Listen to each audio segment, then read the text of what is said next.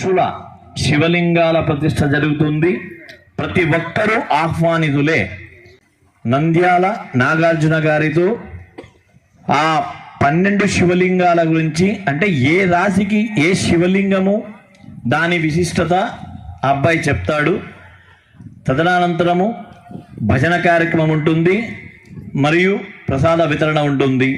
18వ తారీఖు సాయంకాలము 6:30 నోరి నారాయణమూర్తి గారిచే ప్రవచన కార్యక్రమం ఉంటుంది.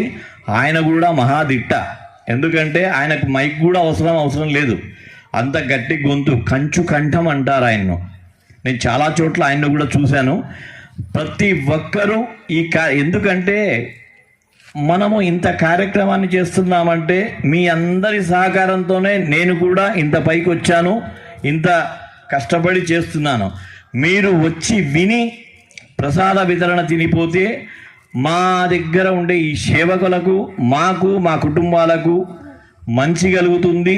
ఆ దైవం కూడా మమ్మల్ని ఆశీర్వదిస్తుంది. తెలంగాణ రాష్ట్రంలో కానీ మన ఆంధ్రప్రదేశ్ రాష్ట్రంలో కానీ ఇటువంటి శివలింగాలు ఎక్కడా లేవు.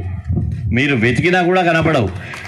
ఎందుకంటే నేను 7 నెలలు శ్రమించి ఒక్కొక్క కలర్, ఒక్కొక్క శివలింగాన్ని కొన్ని బెల్జియం నుంచి తెప్పించాను, కొన్ని నేపాల్ నుంచి తెప్పించాను, కొన్ని బంగ్లాదేశ్ నుంచి తెప్పించాను, కొన్ని జైపూర్ నుంచి తెప్పించాను.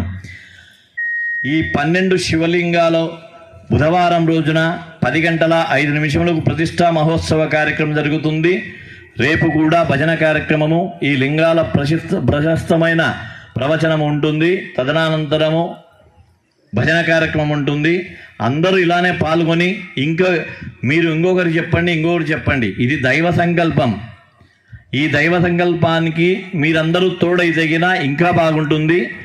దయచేసి ప్రతి ఒక్కరూ రేపు, ఎల్లుండి, అంటే సోమ, మంగళ, బుధ అందరూ వచ్చి కూర్చొని ఈ ప్రవచన కార్యక్రమాన్ని వినండి, తరించండి.